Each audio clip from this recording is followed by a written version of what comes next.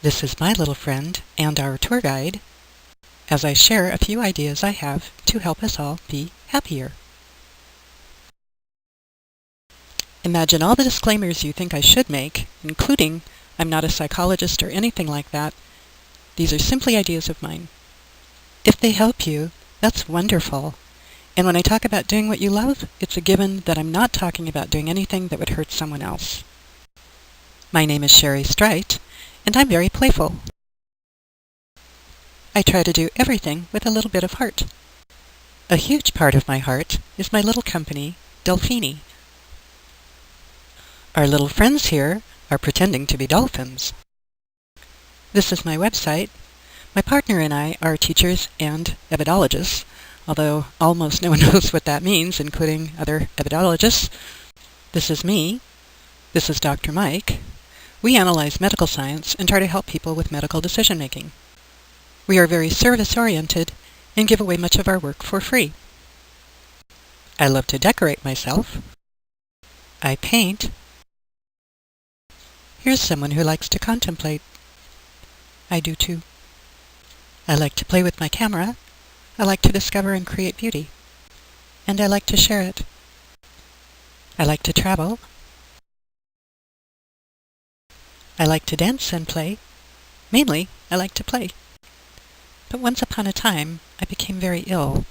I developed a severe depression. Sadness brought me to it, but it is a chemical thing.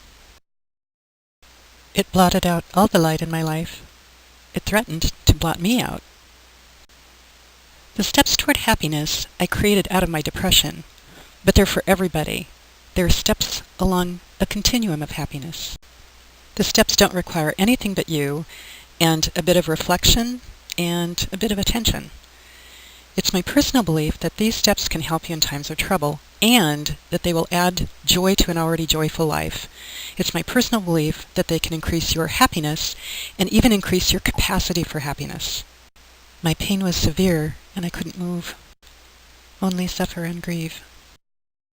I had to find a way out of my black hole. I knew I had to change something in order to get out. I needed to make myself look toward the light. One night as I sat beneath the stars, I was in such terrible pain, I never thought to be free from it. In desperation, I asked myself, is there anything that's making me happy right now? Anything at all? And this ended up being a life-saving question. I noticed there was a cool breeze I could feel on my cheek, and so I focused on that. And I thought if I can just concentrate on this, my pain will decrease, and while I feel this pleasantness, I will be happier. Notice I'm not saying happy, but happier. It's this continuum thing. It was a revelation to me. I realized if I would just stop and notice anything that was pleasant to me and hold on to it, I could relieve some of the pain. Know thyself. Here are some suggestions from my little bluebird of happiness, which help me understand myself.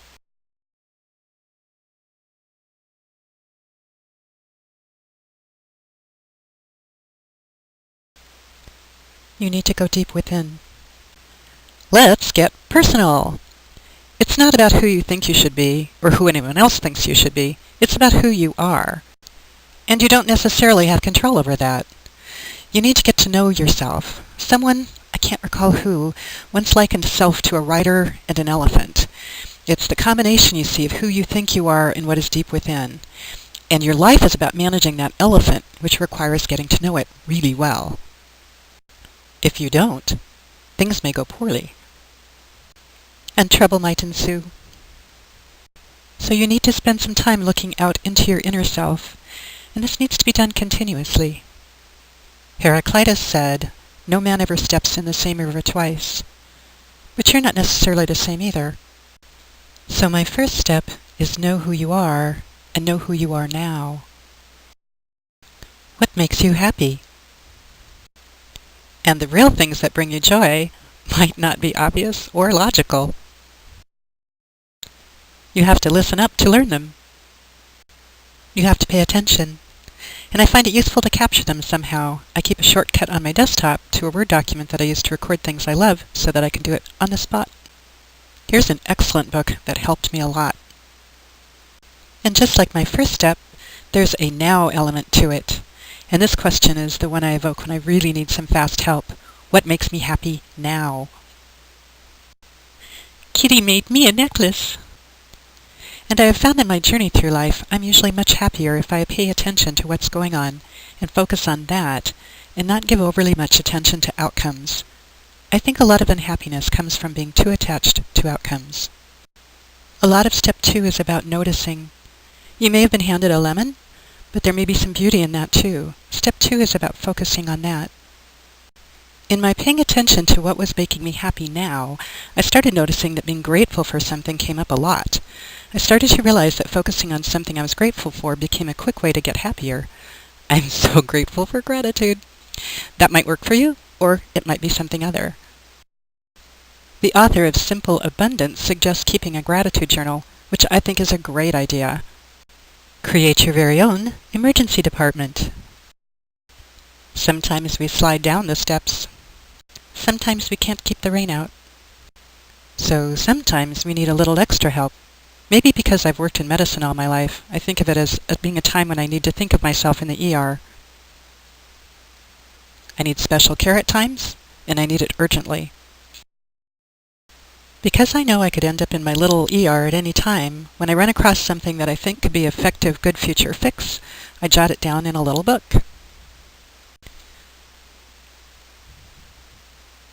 I like this Winston Churchill quote, "If you're going through hell, keep going." And in fact, there is a huge truth in that when you're in emotional trouble, you should keep moving. I'm frequently delighted by animated children's shows. Shaun the Sheep. And here's a rather dull page with a happy reminder that playing with clip art can bring me great joy, which I use to make cards and share with others.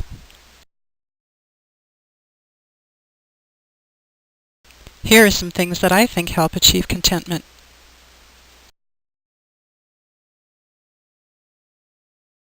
I tend to predict things, like trouble and other disasters.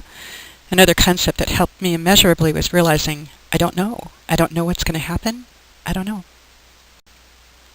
That old adage about time is not trite. The passing of time frequently helps alleviate pain. When I'm really hurting, I remind myself of this. I've been there before. This too shall pass. Reminding myself of this brings me some relief. Here are some things that help me.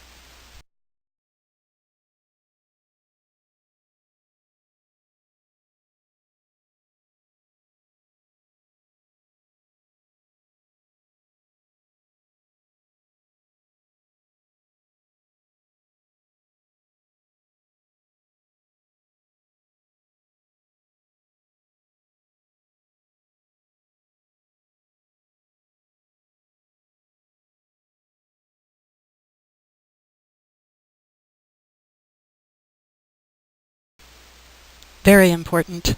When you're in trouble, keep moving. I had a green pair of high-top tennis shoes. I walked and walked. I walked my way out of depression. Do something new.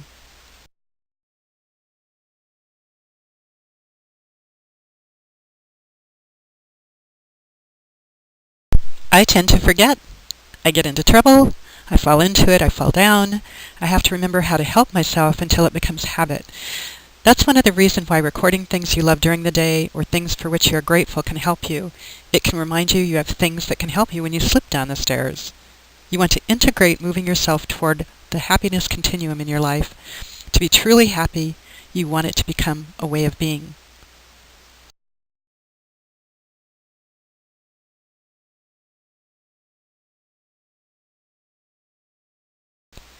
And if gratitude is such a big deal in creating happiness, tell someone you appreciate them. Thank you, Brendan, for inspiring me to make this video.